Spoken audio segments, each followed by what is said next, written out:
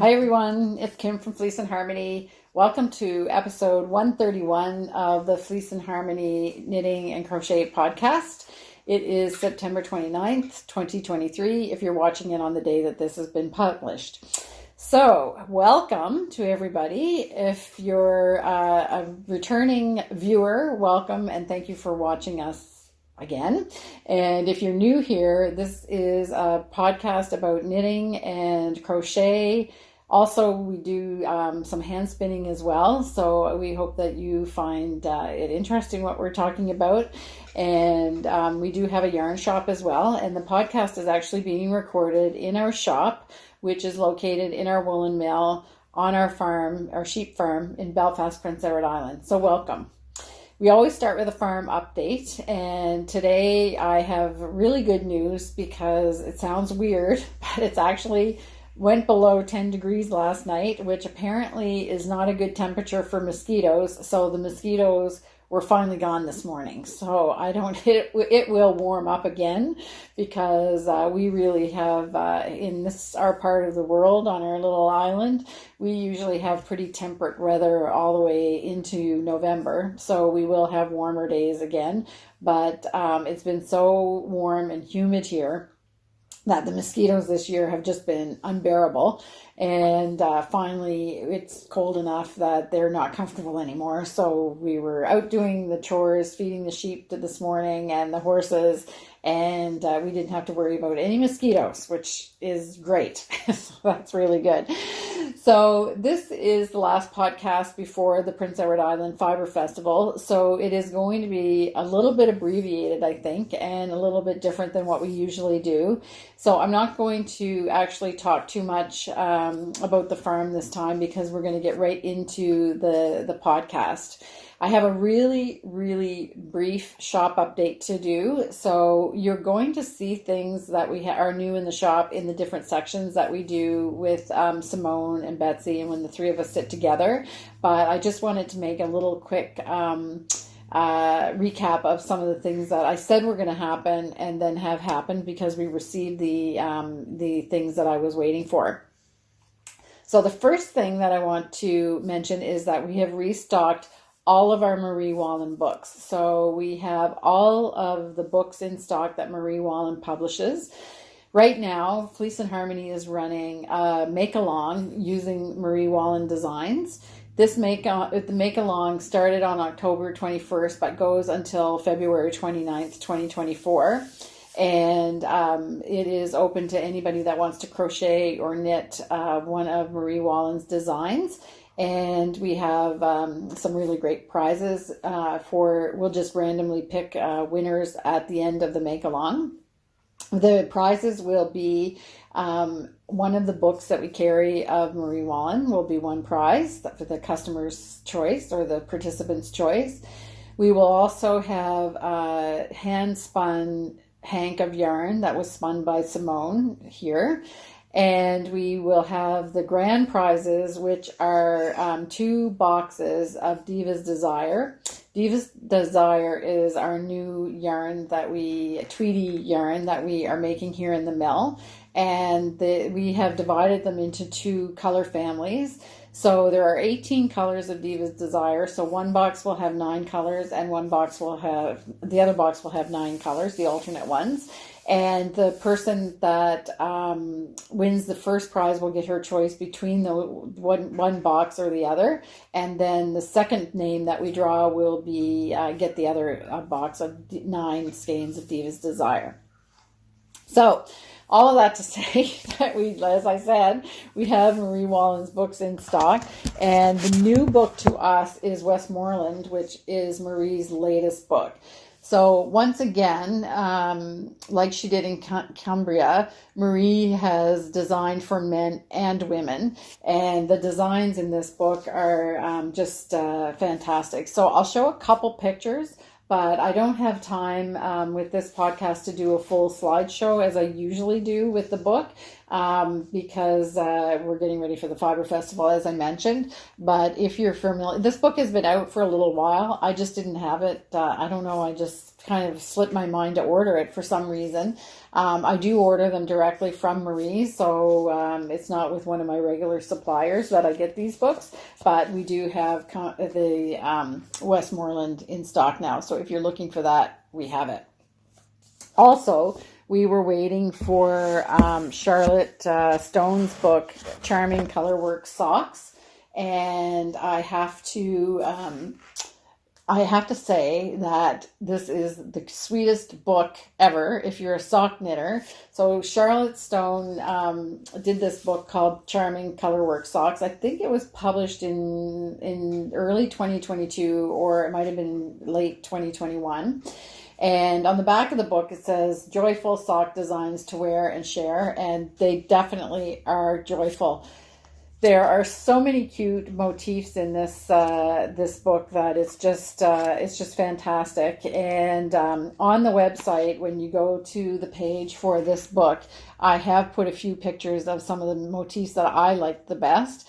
And we're really, really happy to have this this joyful book for sock knitters. And I hope you like it as well. And there was an interview done by Fruity Knitting. I can't remember. It's just been a recent episode. I think it wasn't her last one. I think it was the one before, where she interviewed Charlotte, who absolutely seems delightful as well. And you can check that out. And she talks about her design process as she was doing the designs for this book. So that's about all that I want to talk about for the shop update. And we're going to move right along, and Simone and I are going to sit together and see what Simone has finished. She's finished a couple projects. One is a surprise, and one is one we've been following. And she also has some work with her hand spun that's finished as well. So we'll hop on over and speak with Simone. I watched a little... Hi, Simone. Hi, Kim. Hi. We're laughing because I use my phone to record now because we gave up on the microphone thing after many disasters. And every time I make a good clap, Simone says, "Oh, that was a good one. That was a good one." Anyway, we had some good claps. Okay, so what are we going to talk about? It's very exciting. We got some finished objects. Yes, we do. Yeah. We do. Okay. So what do you have? Let's start. What would you like to start with? Let's build up to Okay. the main showpiece. Okay. Okay. Start with something small. All right. So these Nice. weird little things, Yes. they look a little strange, but they're very functional. Okay. So they're my fingerless gloves for running. And I knit them this way for several reasons. So I wanted longer cuffs, Right. so that my fingers will stay warm, but I can also fold them back Okay. if I get too warm. Very smart.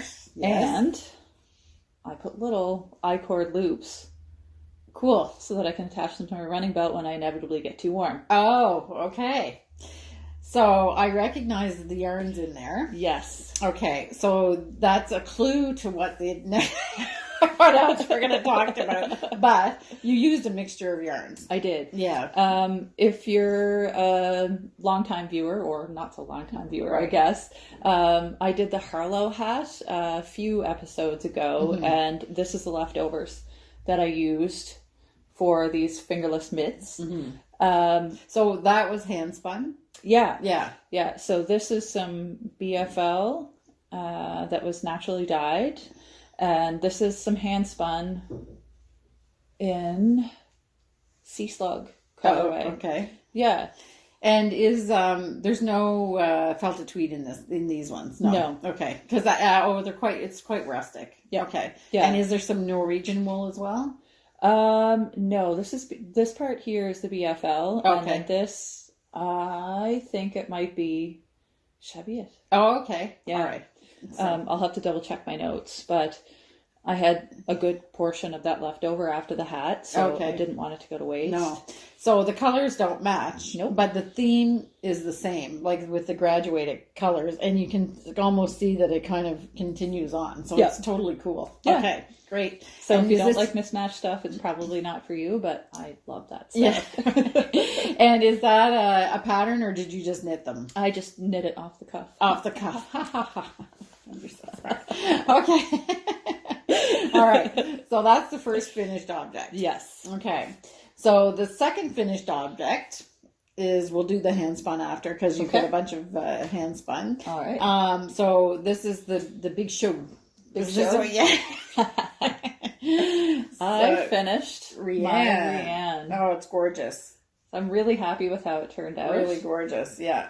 And the sweater is knit in pieces and then sewn together at the end. And then the little neck cuff is done at the very last. Yeah. I think most people usually use like mattress stitch, but I found for this, especially the sleeves, since they kind of transition from purl to knit, I didn't really want to mess with mattress stitch for that. Okay. So I just did a back stitch. Okay. And it makes a little ridge. It's nice and sturdy. So what would be the difference in the finished look of it between mattress stitch and back stitch? Back stitch kind of gives you more of like a little welt on the inside.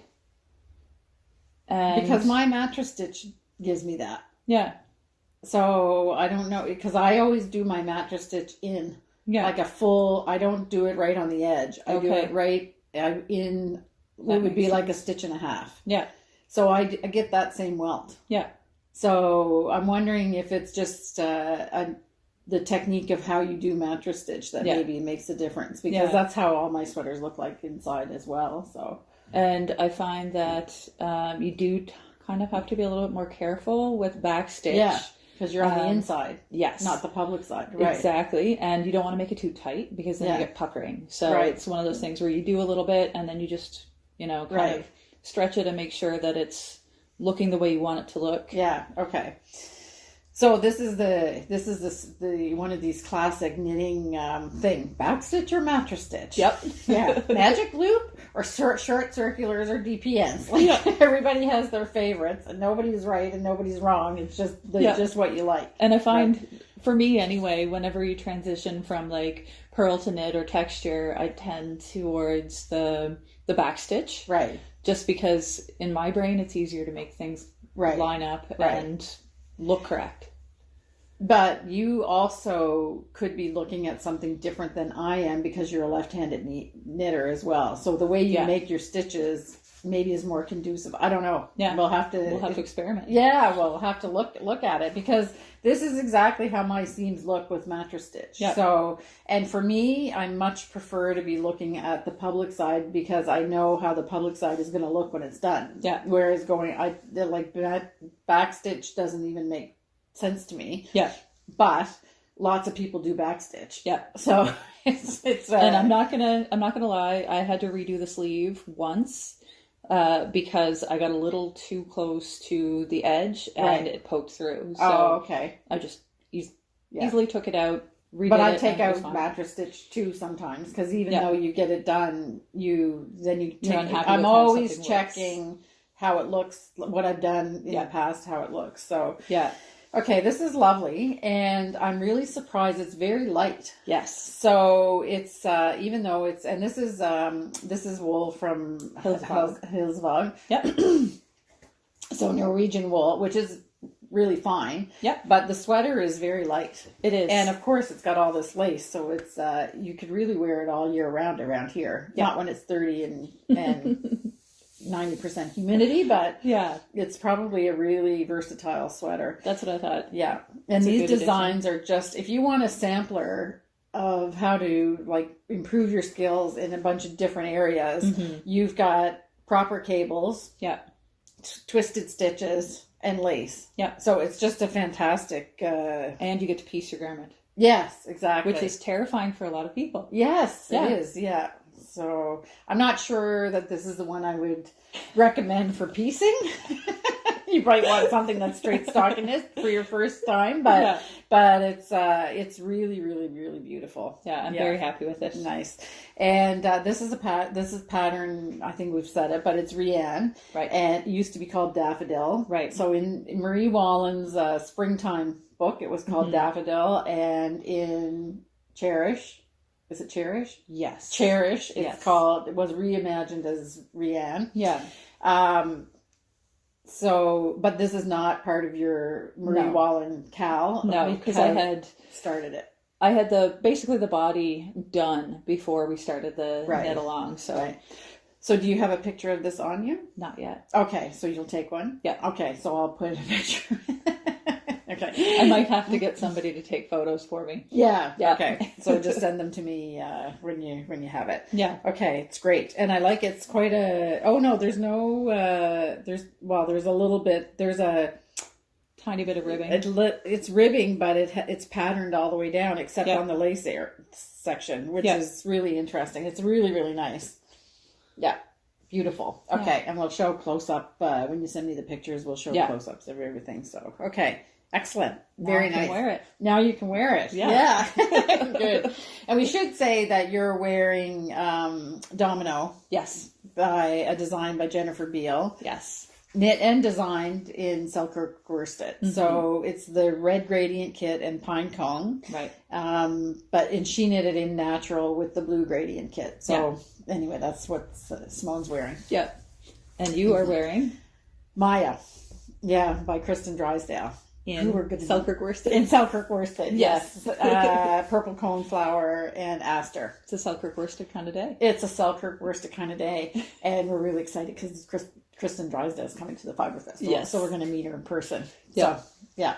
And if you're coming to the Fibre Festival and you have one of Kristen's book, The Nordic Knitting Primer, she's actually doing a book signing as well on one of the evenings. It's on the schedule. I think it's Friday night, but I'll put a title up below to say for sure.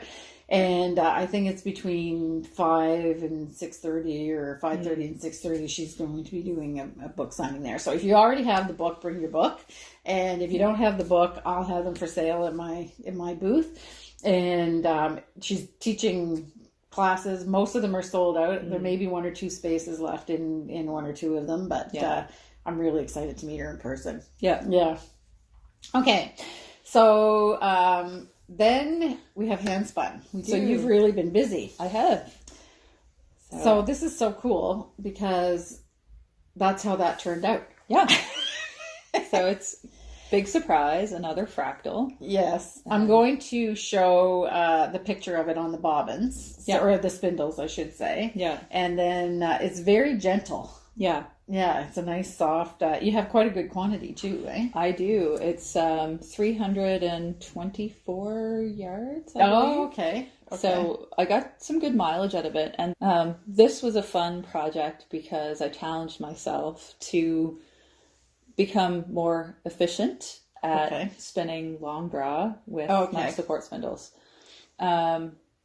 Because before I was just doing kind of the inchworm, like, you would with a traditional worsted style draw. So maybe you should just explain a little bit if people don't know what you're talking about, because there's two ways you can draw out the fiber when you're spinning, hand spinning. So the inchworm is just, you keep the twist out of the fiber and you're just teasing a little tiny bit out at a time. So you can do short forward or short backward. It doesn't really matter. Right. And then the long draw, you're allowing the twist into the fiber and you're just kind of stretching it out. Ahead of the twist. Ahead of the twist. Which, and I don't even know how you do it because I find it still scary because I like to control my spinning. Yeah. But also, if the twist goes in too fast, then you can't pull it out anymore because it becomes very strong. And so because I'm always doing short draw, and even then, sometimes the twist creeps in past your fingers. Yeah. You have to just stop and break it and start over again because it makes it so strong that you can't pull it anymore. Yeah. Yeah. So there must be, I guess it's a rhythm like anything else. Definitely. Okay. Yeah. And so Yeah. Okay. So now, did you accomplish your goals with that? I did. Yeah. And I'm very happy with the fineness. Right. It's very fine. That I spun, because sometimes when I spin long draw, it tends to be a little on the thicker side. Right. So it means that I'm finally progressing with that skill. Yeah. So it's like everything. You practice. You have to practice it, and don't get frustrated if it's not. And even if it all looks very even to me, but even if it was a little bit thick and thin, it's not. It doesn't matter. Yeah. It's then that's what the yarn is, right? Yeah. So exactly. So it's just, so what do you think you're going to make with it? I have no idea. Oh, okay. I just decided to spin it for the fun. Yes, exactly. It's beautiful. So very muted. Yes. Yeah. Yeah. And so soft. This was Fibre from Sweet Skein of Mine. I think that's what you were saying. Yeah. Before. Yeah. Okay. Yeah, Excellent. And you did it on your support spindles. So I've already probably shown a picture of what it looked like. Yeah. I just got a note from Scott. 6 more support spindles are Fox Mountain from Fox Mountain Spindles. So 6 more support spindles are on their way with bowls as well. So we'll be back in stock. They should be here any day. So, yeah. Okay, great. And that's funny that you mentioned that, because you have a new project. I have a new spin in progress. Okay. And it's Fox Mountain support spindle, of course. Right. Yeah. So this was a braid from Joanne. She gifted it to me. Okay. And let me see what sorry for the crinkles. It is merino and tencel. Oh, okay. And tencel is, for those that don't know, it's made out of wood pulp. Yes. Yeah. So it's kind of like a rayon. Right. I think a lot of people, rayon is considered a synthetic fiber, but it's actually made out of cellulose. Yeah. So technically, I don't know if you can say it's just so processed, I guess, that, it's like bamboo. Bamboo is incredibly processed. Yeah. Which I didn't know, actually, because when we first opened the mill, we were spinning some bamboo because we didn't want to use nylon. Yeah. And then I found out later that it's not even bamboo anymore by the time they make the bamboo fiber. It's not like linen where the fibers are still intact. Very the same. Yeah, the fibers are still intact. When you're using bamboo, they actually break it down just to the components of the cellulose. Yeah. And then extrude it. Yeah. So it's not even bamboo fiber. Technically, like if you and the banana fiber is like that too. Oh, I haven't even heard of that they're using banana fiber. But is milkweed, when you're doing milkweed, is that still fiber, or is that? I think that's still. It depends upon how it's processed. Okay. I know they did some experiments at mini mills with the milkweed fiber, and it's very short. Okay. And it gets everywhere. Oh, okay. Everywhere. Like months later, we're still finding like little milkweed fluffs. Oh, okay. Yeah. So anyway, it's funny because rayon is cellulose. Bamboo, as it turns out, is just broken down to the component cellulose. So it's not like there's fibers from like that you can see in it's not the like bamboo. Hemp or linen. Linen, which the fibers are actually... It's mechanical the way that they prepare it. There's no breaking down of the components in it. So it's a little bit, for me, that's a little bit of a cheat. So, because rayon is labeled as a synthetic fiber, right? But bamboo isn't. Yeah. And it's in the end, they just broke down. It's kind of probably a slightly different process, but it's, I don't know. Kind of like reeks of greenwashing to me, but a little bit, just a little bit. Yeah, exactly. So maybe the rayon people need to find out who's doing the marketing for bamboo. Yeah, I was just gonna say. not that we would condone being, slightly dishonest. Yeah, because it's bamboo. It came from bamboo, but that's right. Chemically processed, right? And tencel is much the same. Yeah, but it's kind of a fun spin, right? And it's not that we're saying that. No, we're not being dismissive of it. No. Yeah, we're not being. It's just that's the nature of the beast. The nature of the beast, but it's also just the implications that you just be honest. Yeah, like what it is. Okay. Yeah. So I'll hold this up here. You can see the black is actually the tencel. Oh, okay. Yeah.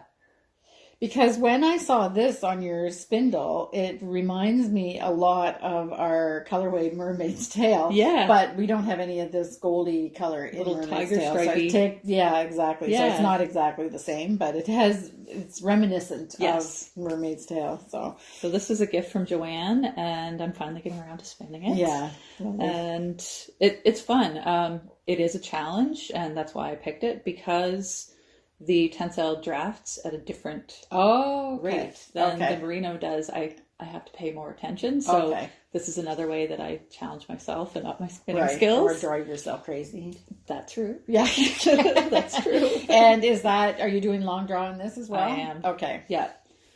Well, actually, am I wrong in saying that the long draw might actually make this easier than the short draw? Because if the two fibers draft at a slightly different rate, it's probably better to have does that make sense, or does it make it more challenging? I find it makes it a little bit more challenging, but it could be just my inexperience. But if you were trying it short draw, would it be hard?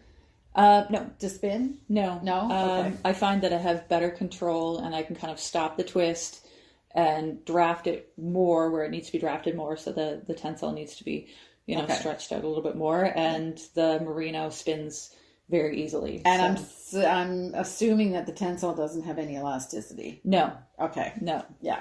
So it will add to the drape of the fiber, but it's 80% merino and 20, so it's not it won't be a huge impact. Right. Okay. Yeah. Good.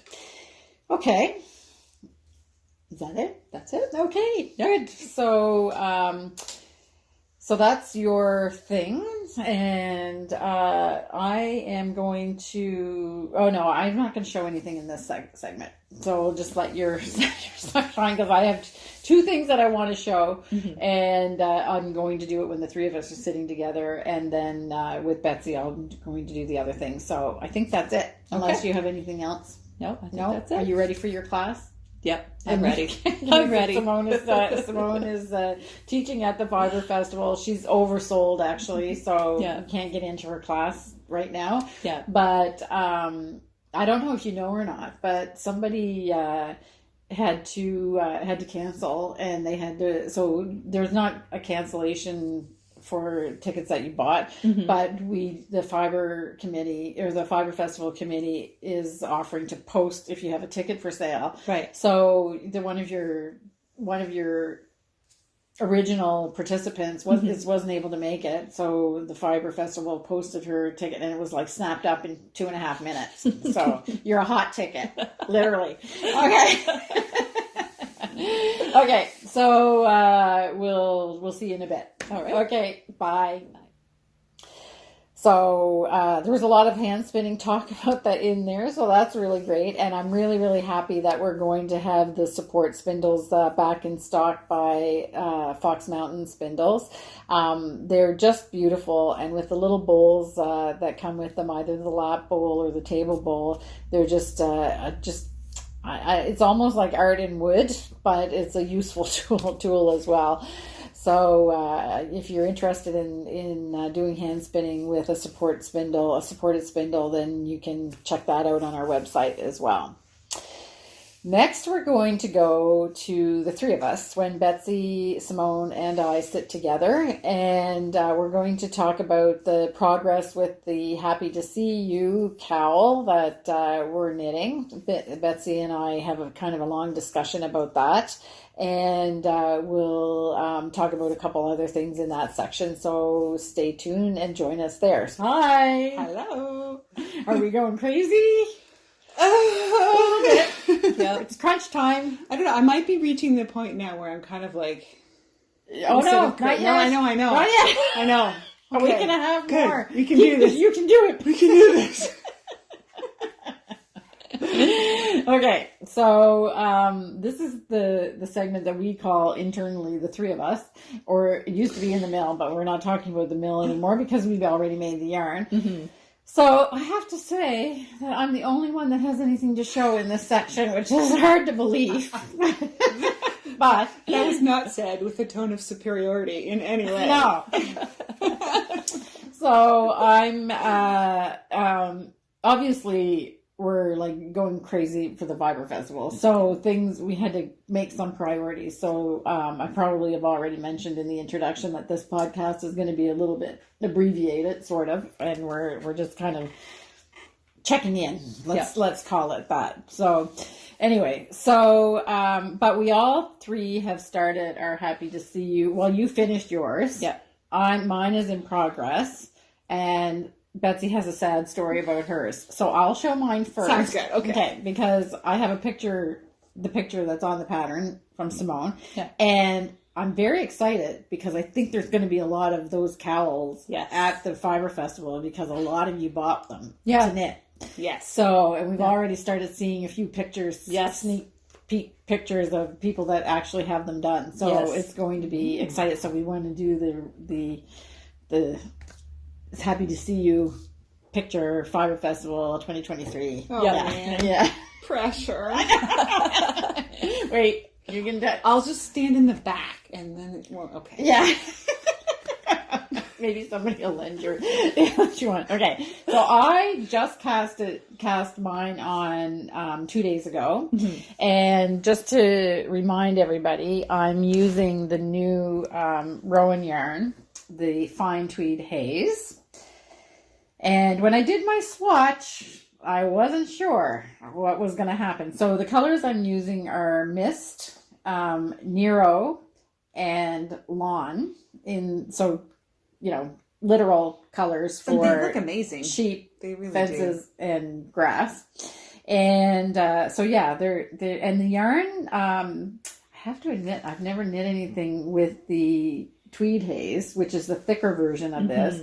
So I wasn't sure exactly how it was going to knit up. So I did the swatch, and because I didn't want my sheep to look misshapen, because I'm thinking that row tension and stitch tension is probably important. Yeah. So I don't mind if they're fatter, but I don't want them to look skinny. So I think because my tension is not exactly on, but I think I'm close enough. Yeah. And the row tension is a little bit, you recommended 30 rows with the felted tweed, and I think mine is like 32. Okay. So that means they're going to be fatter. Taller. No, No, they'll be taller. Yeah. Will they? Yeah. I'll finish it shorter. Yeah. What? You said 30. 32. Okay, yeah. Yours are 30, yours are 32. Yeah. So you'll have more rows. No, I'll finish them earlier. Yeah. So does that make should them be fatter? fatter, yes. Okay. They Yes. should be fatter? Yeah. Okay, that's what I thought. Yeah. But Clearly my brain isn't working We'll yet. find out. We'll find out. Third time I've tried to correct Kim this morning and I've been wrong. Maybe I should just stop. That's what I'm thinking. But I might be wrong. We'll have to see. No, but that makes sense. does it? Yeah, it makes sense. So this is what I'm going to do if they're skinny, is I'm going to duplicate stitch some fatness. A few extra stitches around them, because I'm not going to try to change the pattern. So I have a fix because if need be. come hell or high water, You're I'm gonna wearing have this some chunky sheep. this cowl. But no, this cowl will be at the Fibre Festival. Okay. And I don't have time to fool around. Nope.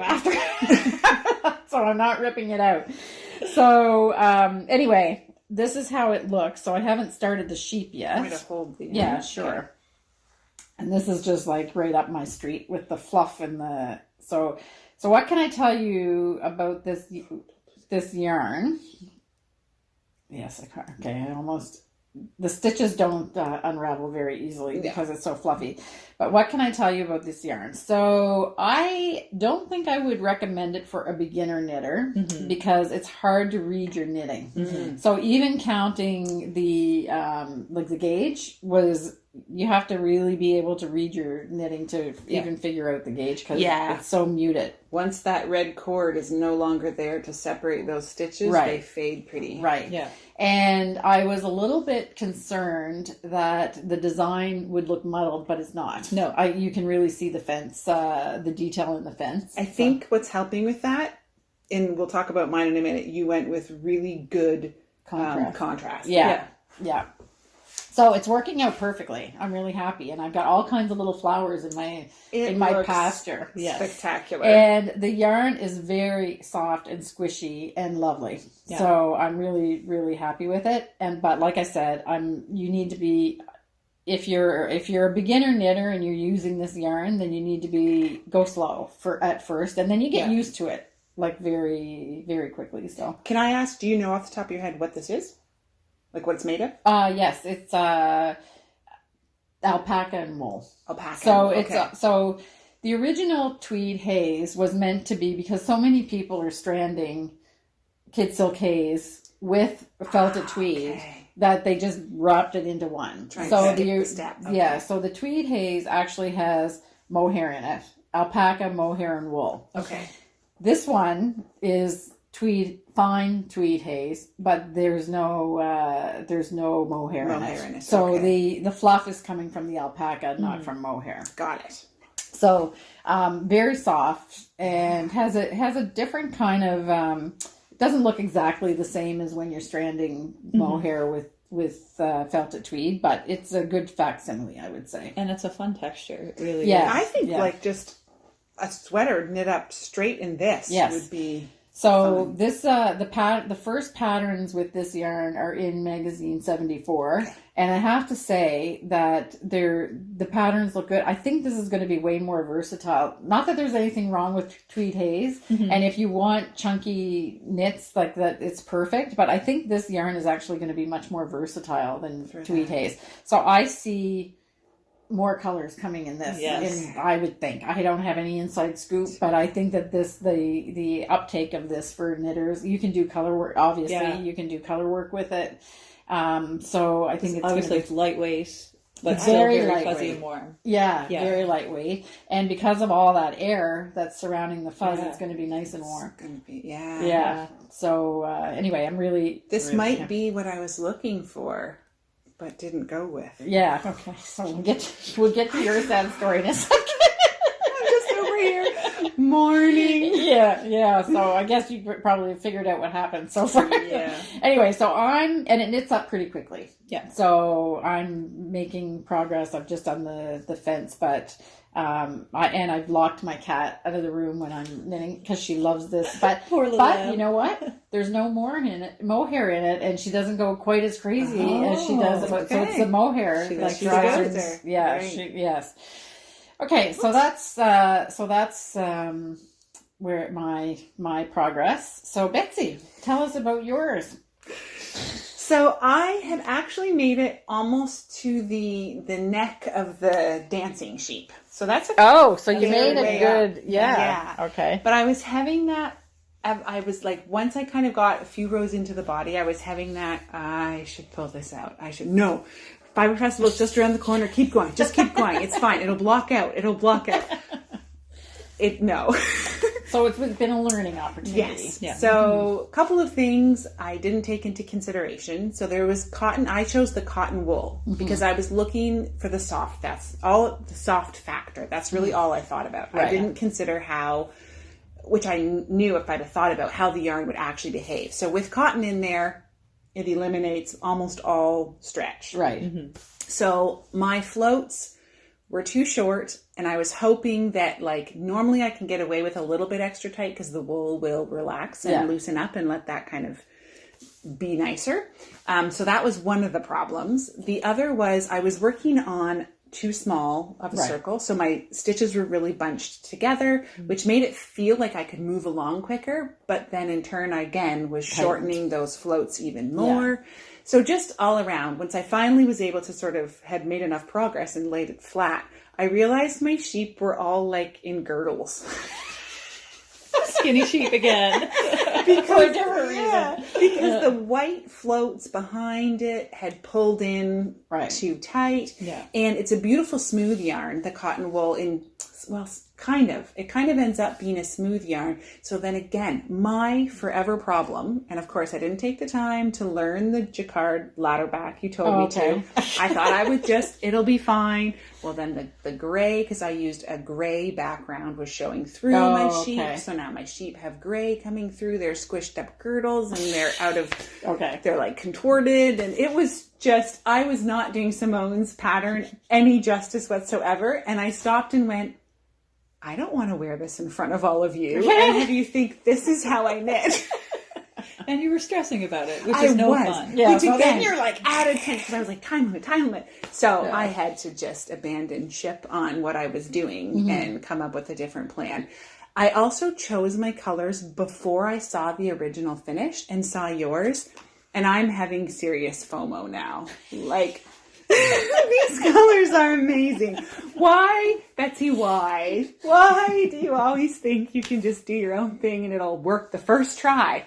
I like being creative, but you can't expect success on the first try when you go off the rails. No. So anyway, maybe you need a treat. Yeah. I wish. Maybe you need a treat. I thought that's what I was getting when I bought the other. Anyway, whatever. Okay, so here's what my philosophical, how I'm always like thinking of things is, so from hearing about your experience, then I would say that if you want to learn and improve your floats and colorwork knitting, it sounds like the perfect project. Yeah. So I should clarify. I know that so I guess it is floats then, because I was going to say I'm fine with a lot of the Norwegian color work, which has you changing a lot. So you don't actually really have to think about catching a float. Yeah. But these, what I call more picture or floats. Motif charts, have long floats. Right. Usually I'm okay with the length of them. That's not actually a super ongoing problem, but definitely catching them without having them show through. That has been an endless problem for me. So I just guess I have to learn a different way how to that ladder back jacquard is going to fix it. Yeah. Okay, I haven't even taken the time to I don't even know how to do that. It's fun. It's fun. It's easy. You can do it. Okay, then I should just, for goodness sakes, learn something. But I think that also the tightness of your floats is also impacting the way that the way your fabric is that the floats might be less noticeable if they were there was more ease in them. Yeah. So, and it's not, I mean, I've never tried, have I done any color work in cotton? I don't think so. So I'm speaking of this, but I think just from what you're, like, even with this has the fine tweed haze has a little bit of stretch built into it because of the way that, it's not really stretchy. No, it's not really stretchy, but you're probably just missing the part where you stretch out the stitches, like space them out and then do the float. I think ultimately I'm just trying to rush it. Oh, okay. Rather than just lean into that this is not, and for me especially, not going to be fast knitting. No. I need to just because you're going to school into it. Yeah. So you can't, it's not the project to rush. No. Yeah. So anyway, now what do you think you're going to do? Exactly. I'm not sure. I'm still thinking because now I've seen yours and it's so pretty. I think, I'm now doubting my color choice too, but we'll see. I might just go ahead and do it with this yarn, learn something, or I also had another thought that I might try too, which is to just completely duplicate the whole sheep on. Oh, really? Okay. For me, that actually might be faster. Okay, that's funny. To have a finished one for the festival. It would work. Yeah, to have a finished one for the festival, I might do that. And you like to sew. I do. I love to. I was like, I was dying to do some embroidery where I was actually starting to shop for it. And then I was like, no. Yeah, I have so many projects on the go. So we'll wait to see what happens. See if that happens as an option. But no pressure. Okay. But it won't look like any of yours anyway. So. Well, no, but it's just, I was envisioning the picture of the three of us with our cowls on, but that's okay. Maybe we take it after the Fibre Festival. Okay. We'll see. We'll see. We did kind of leave it to Sometimes crunch time too, didn't Yeah, exactly. Yeah. It's not really. That was very brave of you to take on a lot of new things, different yarn, different colors, Yes. different whatever, all Yeah. at once. To Well, and do I that did. stuff. So if you remember, I did that fox sweater, Yeah. which also had longer sections because Yeah. the fox were orange. But somehow that one, I was okay. I'm really thinking I just had it too scrunched, and it was a series of unfortunate choices. And it doesn't take Yeah. much. So No. you're talking about tiny amounts of extra ease that you need. And with this one, what I'm doing, I'll show the floats is that I don't know if you'll be able to see it because it's so fuzzy, but you see my floats are actually loopy. Okay. You see? On there. Yeah, I don't know. Can you see that, producer? So my floats are not. Can I ask how often you tack them down? Well, between 3 and 4 stitches. Okay, so Every 3 and I'm 4 okay stitches. there. Yeah, I'm doing that. But right. look at how loose they are. That's true. So I'm making them loose because By I the want to time- be able to stretch it out. So I'm actually really spacing my stitches when I'm exaggerating the stretch, I would say, in this one. To get Something else that people have done that they find really effective working long floats is to flip their work inside out. Yeah. So the floats go on the outside. Yeah.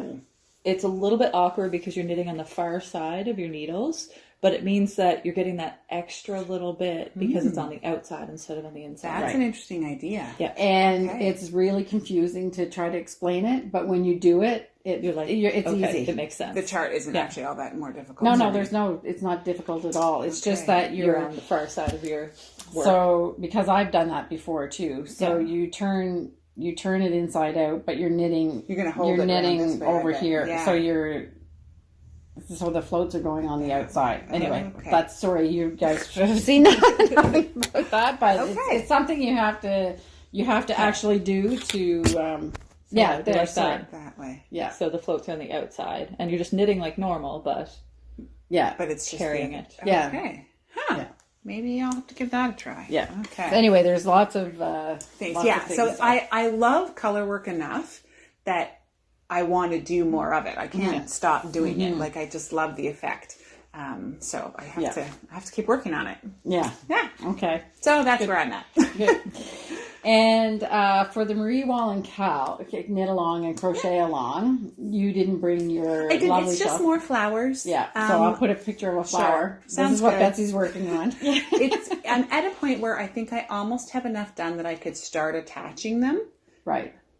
Yeah, which might then look like I'm making some progress if Yeah. I do that. Normally, I would operate in a way that I would probably do all the flowers first and then attach them all, but maybe I'll give this a try just to so we can show progress a bit better. We'll see. Yeah. And I'm going to. I don't have mine here, so I'll talk about when we sit together. I'll show my what I've done with my hat, which now has been abandoned because I have to finish. I was the going to say, has cowl this become first. like the only project right now? Right now, Yeah. and then, but I did make pretty good progress on my Marie Wallin hat before I abandoned it to do this. And if I get this done, then I'll try to get as much as I can done on that. So we'll talk about that later.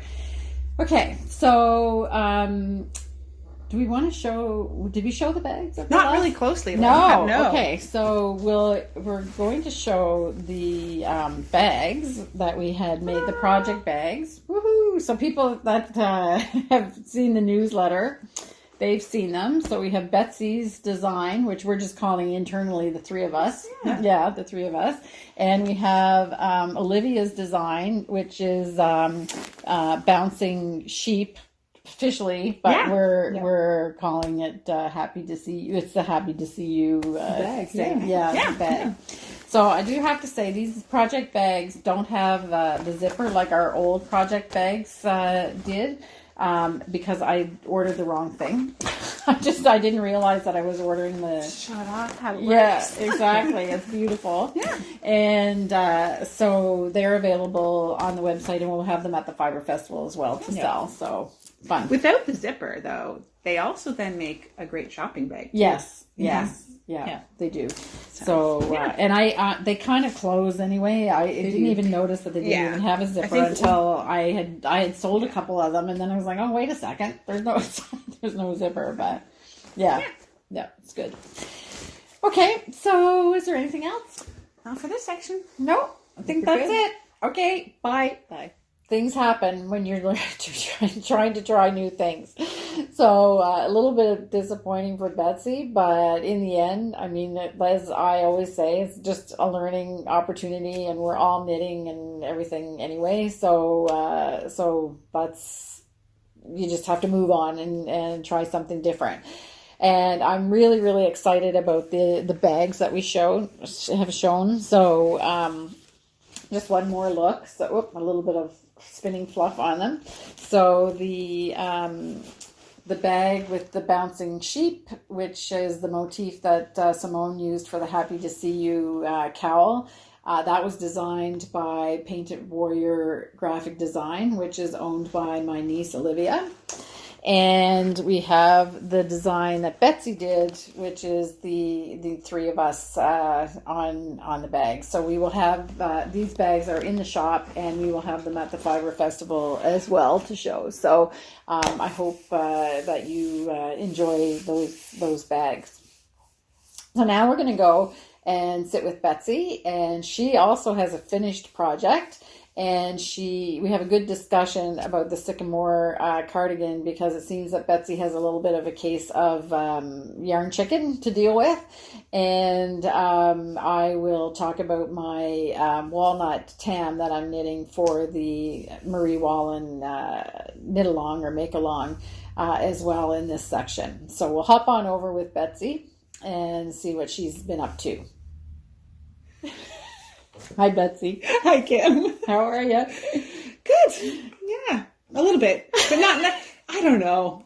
Life's weird right now. Yeah, Betsy's she's really got the crunch, because we've made most of the yarn. We've got a few things left to make for the Fibre Festival, but she has to dye it all, and she was waiting for us. Yeah, it's not even all like life is weird. We're going through some transitions in our family and stuff where there's a bunch of my family members who've started new things. Oh, okay. And it's really hard for me to not take on their tension of new and stuff. So they're all learning new and doing new and being in new places and settling it. And I'm it affects me, but in some ways I could also it's not actually me having to do it. Oh, okay. Yeah. Okay. So of course. So anyway, the actual coming to work is still a bit of a relief, because it's fairly predictable here. Yeah.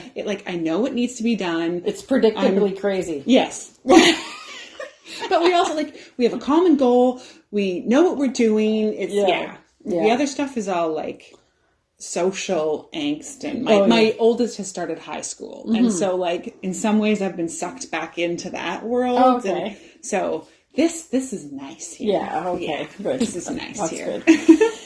Okay, so we're recording this. I already said in my introduction on what is today, September 20. I don't know. 26th, and you're seeing it on September 29th. Okay. The Fibre Festival is October 5th. Yeah. So I did the countdown of days the other day, but I've already lost track. Oh yeah, I know. We're just going through it's just keep your head down, whatever. So this is what we're doing. So it's affected our knitting and project completion. Yeah. Although we still are managing to do things. And I have a completed project that I forgot I completed. And it also I finished it when it was way too hot to wear. So this is the Patti wrap. Yeah, it's beautiful. Made in Alpaca Classic, and came out of was it actually out of an Alpaca Classic magazine they did? Yes. Yeah. Yeah.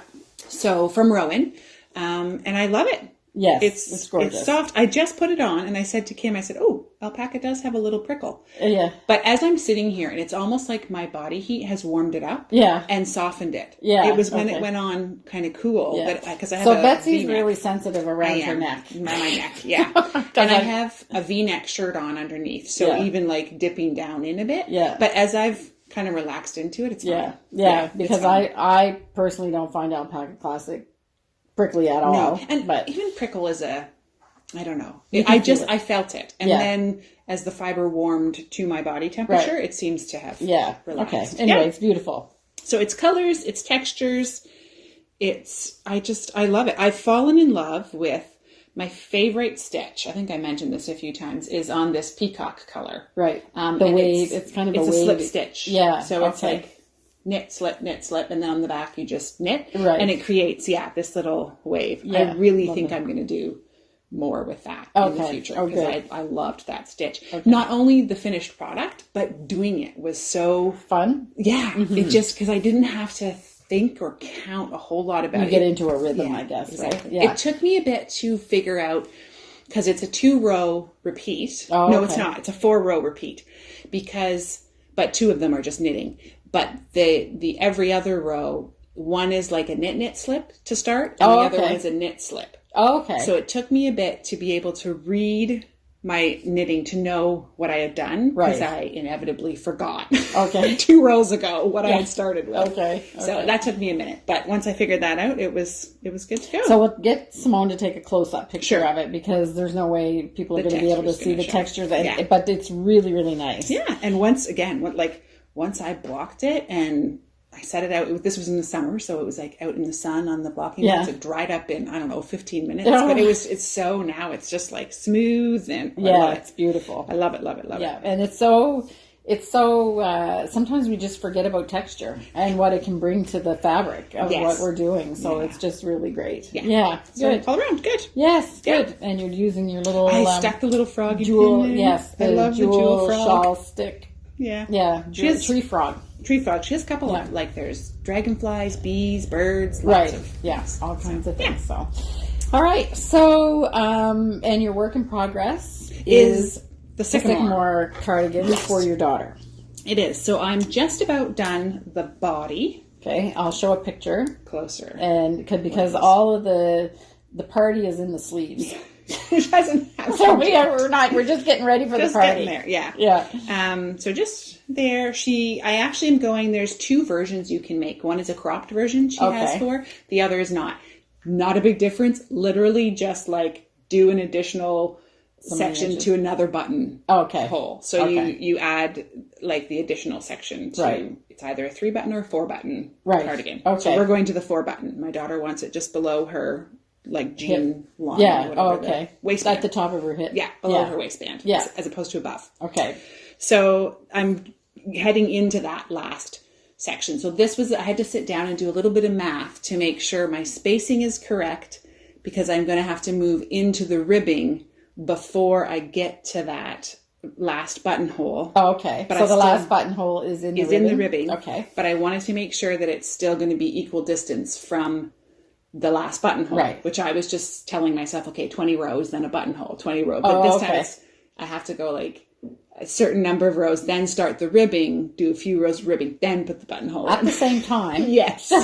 the dreaded at the same time. Yeah. It's not actually that complicated. No. I just needed to take a minute to figure that out. Yeah, to think it out. Okay. And then we are going to get into the sleeves. Right. And if you recall, I had purchased this yarn for a different project that I'm having yarn choice issues these days. So I will get to that one in cotton someday. Yeah. But I'm not going to have enough, I don't think. Oh. So I have one and a bit skeins left. So I think the skein I have is going to get me to the end of the body. Okay. Where I have a plan. Okay. Then what I'm going to do with the next skein I'm going to do the sleeves kind of at the same time. Okay. So I'm going to make sure that when I run out of yarn, I've done equal amounts on the sleeve. So that when I have to get another dye lot, it'll just both be in the forearms. Where there's all that pattern. All the texture. Okay. Yeah. So I don't think it'll be, And, depending on how good the dyer is at matching colors. It might be fine. So either way, I think it's either going to be a design element. Right. Or it'll be fine and it won't even be noticeable. So. Should just keep quiet. At the top of the design, when the design starts, it starts with a welt, doesn't it? Maybe. So if I can get to there, it would be ideal. Yes. Yeah. Okay. So we'll see if my memory is correct. We'll see. Just from showing the pictures. Yeah. Okay. Either way, I'm not actually all that worried because it is quite a tonal yarn, which is what I love about it. And I will not lie, I did not alternate skeins, and you can't tell. Yeah. So this is spruce in Yes. Selkirk worsted, and it tends to be. I find the spruce more than some it does tend to be tonal. More, yeah. So even though we do the exact same process to some of our other colors, right, this one tends to come out a little more tonal. Yeah. But I love it. It's really beautiful. I really like it because I think it's because I like every single stage of the depth of shade in spruce. Right. There's a red sometimes that, is it cranberry maybe? I'm not sure. We have another red that does similar. Right. And I think I've figured out why I like it is because I actually like each shade in and of itself. Right. So, exactly. Yeah. Yeah. So it's gorgeous. It's such a rich color, and it's that bluish green. I don't know. It's just, it's really, really nice. And I think it's really one of my daughter's colors. So it'll be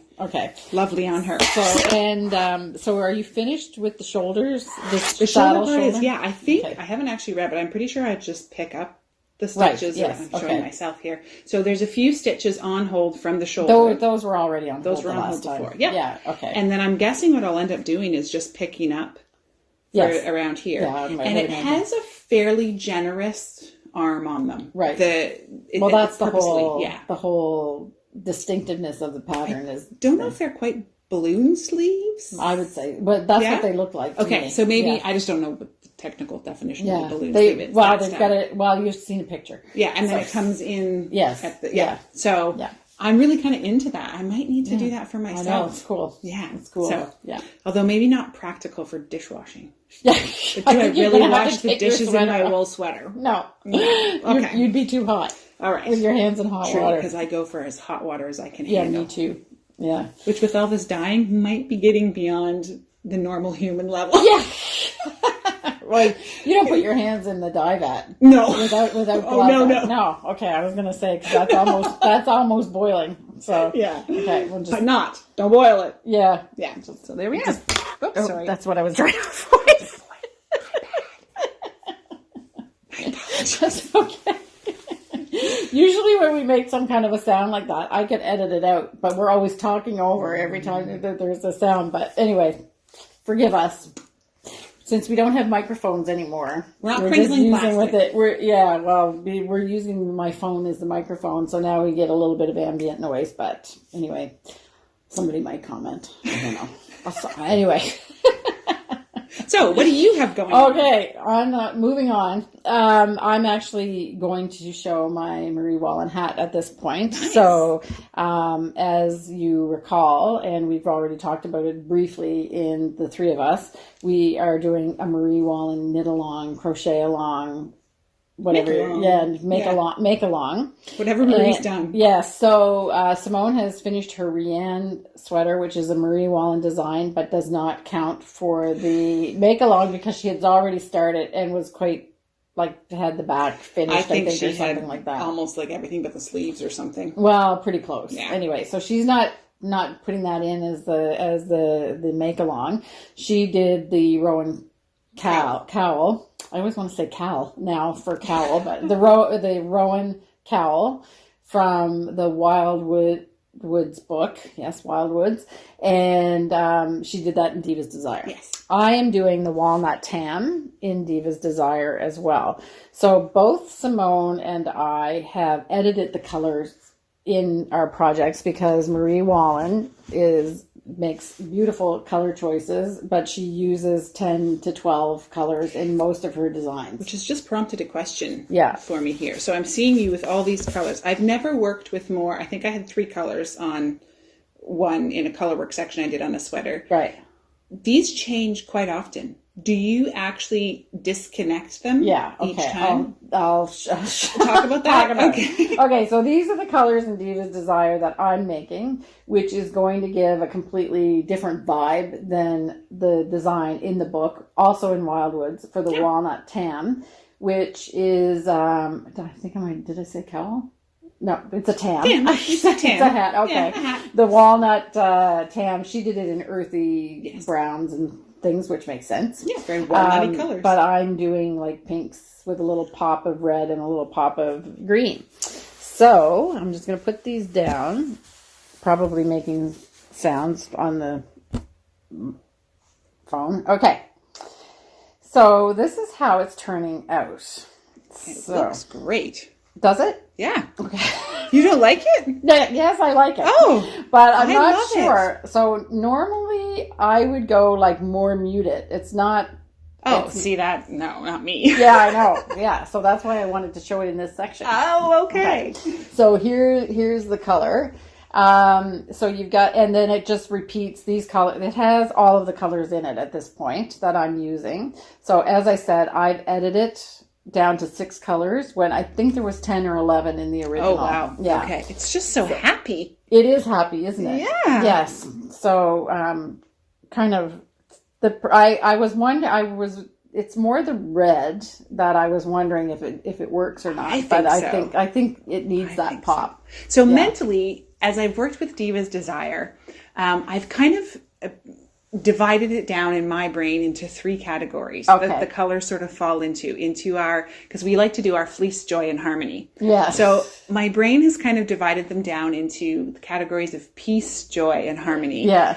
And I think these ones would fall into a collection of the joy part. Right. So just the idea that they're a bit more bright, a bit more lively. Yeah, the dark purple, the red. I would totally link those together. And I think colors that Simone would choose, I would put kind of into the harmony part because she chooses things that are a bit more watercolor blended. Yes. That kind of thing. And then there's the peace ones, which would just be the softer, gentler altogether. Okay. So I think you're working on some boxes for the Fibre Festival. So it seems like you got your I might have a thing going. You might have it going. Okay. So we're going to create, for the Fibre Festival, we're actually creating a couple of boxes. Like mini collections of the collection. Yeah, so we'll have that. To give people an idea of if choosing colors and putting things together isn't your favorite thing, we're going to have some set up boxes that you can then kind of and then after we see how they work out at the Fibre Festival, then maybe we'll offer them as online or whatever for our people Fibre that can't Festival come. folks will be our guinea pigs. Yes, happy guinea pigs, I hope. Yeah. So that's my tam. So there's actually not that much more to do before I start doing the decreases and everything. So that can take more time than you think sometimes but it goes fairly quick. But I'm not working on it anymore. A tam ends up being almost like I'm not going to make it like circle. A pancake. Yeah, I'm going to but it's also tam / slouchy. Slouchy. Okay. So it's not necessarily. It's how you block it. Oh, really? Yeah. So the increases start fairly quick. Like you do a quick round of increases. So the increases, if you block it with like a small plate or something like that in it, you'll get a tam. If you don't block it like that, then you just have a slouched hat. Huh. Yeah. Okay. Yes. But designed also to be able to do that. You couldn't just take a straight up, like my slouchy hats I just knit in a long cylinder. That wouldn't go right if I shoved a plate in it. You need the increases, right? Yes. Yeah. Okay. After you finish your ribbing, you do a quick round, and I think it was knit to an increase 1, so all the way around. Oh, a rapid increase. So it's a rapid increase. Yes. Okay. So that's the Walnut Tam. Yeah, so, I think it's going to be super cute. Yeah. And it's actually the first time that I've done all over color work. Oh, no, I did it with my paisley. Yeah. So having just Isle. Chatted about my trouble with the long floats, right? That to me looks very doable. Coming back to my question I had to you about obviously not keeping all of the balls attached. Yes. Okay. Yes. So what I did is I don't really mind sewing in ends. So I'm just if it's more than 2 or 3 rows, then I'm just breaking the ends. Yeah. And a lot of the time, so there's my ends that I have left. So you can see that they're not at the beginning of the row because I work them in. And then I just cut them. Trim them. Nice. Yeah. And it's a hat, right? So you're not like, it doesn't, once it's on, it's on. It's not like it has to take stretching and movement. I'm using 100% wool, rustic wool that will felt. So when I do cut the ends off, I will cut them and I just use my tapestry needle to split open the plies. And then I'll just kind of smudge them around a little bit and they'll felt right in. You just brought up another factor for me in that whole cotton wool thing. Okay. Yes. I didn't even think about the fact that cotton doesn't felt. No. So in terms of color work and your ends and things just sort of all melding together. That's not going to happen. No, but you can, I mean, you can fasten them in.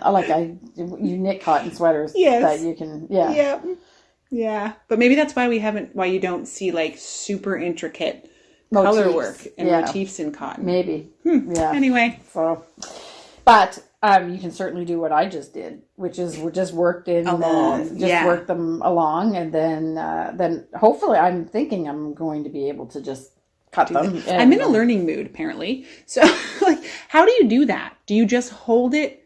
I hold it right on that row. No, I do it like it's a float.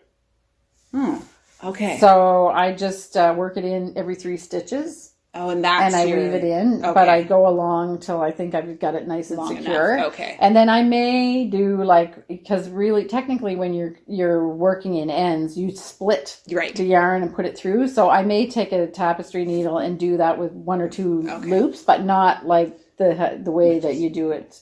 And the reason why, if people are panicking, because the float is not as secure as when you're sewing in like an end properly. The only way that I think I can get away with it is because it's a rustic wool. Okay. It's 100% wool. It's going to felt. Yeah. It's not going to go anywhere. Okay. So I don't know that I would do it with something that was less I don't know that I would do it with a superwash yarn if it was me, or I don't knit with superwash normally, so I'm not sure that I would recommend doing it this way. You should do proper sewing in. I'm full of questions today, people. Yeah. Are there animal fibers that don't felt as well as other animal fibers, or are most animal fibers pretty reliable to felt? I really can't answer that question. We'll have to look into it. But I would think, because it's hair, in the end, it's hair. Right. So all hair is made with scales, I think. Okay. So I'm pretty sure that you can get it to felt. Okay. Maybe some of you will know and can tell us something about that too. Yeah. I truly am, I don't know. I'm curious if, does alpaca have a higher likelihood to felt versus wool versus and Angora. I don't think silk is an animal, technically a protein fiber, but I don't think that felts. It's not a hair. No, it's not a hair. Yeah. So it's extruded basically. Yeah. So it doesn't have the scales on it. So I don't. I would think that it does. I don't know for sure, but I would think that it wouldn't. So if you had a good experiment would be putting together silk mohair, for example, but it has a high percentage of mohair and less silk. So I know that you can splice that. Okay. But I don't know if you had like a really smooth yarn that had a high percentage of silk in it. I don't think you can do it. But anyway, interesting experiment to find out. Somebody will comment that for sure. So. Okay, so that's that. So this is on the back burner until I get the cowl done. Yes, understandable. The happy... was that your stitch marker? Happy to see... Yeah. She's just got a little thread. Because, she doesn't own a yarn store with every possible little knick-knack and tool you could need. Well, sometimes just going upstairs to your craft room is just too much. I just have to... The snip of yarn is right there. Yes. There you go. Oh, I know. This is doesn't want to go. Right. If I would actually look at it there. So just so if anybody thinks we're too pretentious about our tools, this is what I'm using on this project. So I do have a proper stitch marker on my other one, but just because it happened to be there. I think I found it in the couch. Perfect. Yes. Let me just see if I can find one here. Yeah. Although I have to say, so I finally got the cocoa knit ones because I wanted the multiple colors. Right. The biggest thing is I wanted them as thin as they are. Right. I have some plastic ones that I'd gotten off Amazon, but they're actually thick enough. They were making my stitches warped. Yeah. So then my husband, of course, picks it up. You could have just got some washers. Yeah. And I was like, but they're not all prettily colored. Yeah. Because sometimes I need different colors to know which section. That's right. So I didn't know you're not a tool person. I did, and then this is my story. So then it was missing, and I knew I'd been knitting downstairs, and I knew I'd been knitting upstairs. So it was 2 options. So I did have to tear apart the couch. It's a sectional. Tear apart the couch to go digging for this little tiny ring, and I found it. Yes. But you get 60 of them in the package of I know, coconuts. but I still have equal number of green ones. It's an affliction. I understand completely. Don't even ask Ken how many times I've torn the house over something so ridiculous and tiny that, yes. Anyway, I might have been looking for something else when I found the stitch marker. Yes, exactly. Oh, this is where that went. So anyway. Yeah. So I think that's about it. And I'm going to do I'm going to do because we record the book section and this at the same time. I say next up we have we're coming to the end of it. Now I'm going to do the Fibre Festival little update after this. So we'll see you later. Okay, bye. Well, that's it for the main program of the podcast this week. As I said, it's a little bit abbreviated because we are desperately getting ready for the Fibre Festival. As a Fibre Festival update, we're really getting down to the crunch now. We're counting days until it happens. So we're getting really, really excited. And we hope that we'll be able to meet many of you there. There's still some spaces in some of the workshops, so you can still check that out. If at the last minute you're able to come and enjoy the Fibre Festival with us, then you can check on the PEI Fibre Festival website and see the workshops that are still available. Of course, the marketplace is still, there's plenty of tickets left for the marketplace if you want to join us. And I should mention, I don't know if I've mentioned this before, but we're also, as part of the Fibre Festival, having an exposition for the PEI rug hookers group that are here. So rug hooking is a really popular craft and art on Prince Edward Island, and there's quite an active membership in that group, and they will be having their exposition. Every year they do a display and an exposition of the beautiful rugs that they've created, and this year it will be housed at the PEI Fibre Festival, so you'll be able to see all of their work as well as part of the marketplace. So if you're interested in that, it's really worth it to come and see. Some of the rugs are just amazing. So those will be featured at the festival along with vendors and of course all of the classes that we have. We're really excited to be meeting some of the people that are coming as instructors as well. I think we have a really good lineup of people. And of course, there'll be lots of time for community and knitting together and having fun with other crafters and knitters and spinners and crocheters for sure. So I hope we can see a lot of you there at the festival. So that brings us to the end of the podcast. And as always, we will finish with the harmony part. And this time we're going to take a walk in a beautiful garden. It was recorded just before the fall weather really set in. So the gardens are a little bit in between stages, but the garden is an extensive garden that's located on the north shore of Prince Edward Island, close to the Brackley area. And it is there's a gift shop and a restaurant there called The Dunes, and their gardens are just spectacular. So we take a little walk around those gardens. It's kind of like the last hurrah for the summer flowers, and just into transitioning to the fall season. And I hope you enjoy this peaceful walk. And I hope you have a fantastic 2 weeks with your crafting, whatever you do, and that you have a lovely 2 weeks until we see you the next time in 2 weeks' time. And don't forget, next week on Friday, we will be publishing the Harmony Reads book podcast as well.